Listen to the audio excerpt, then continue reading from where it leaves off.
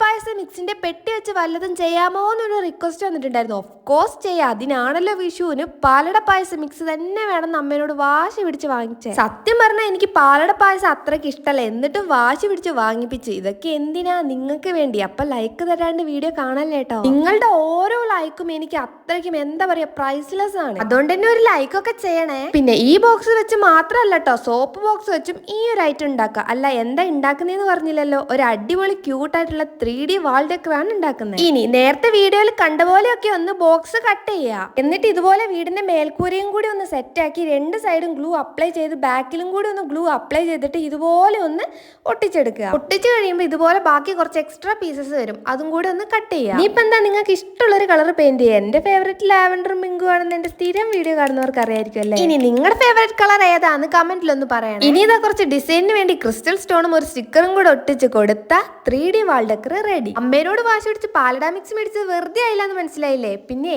ആ സബ്സ്ക്രൈബ് ഒന്ന് ചെയ്യണേ.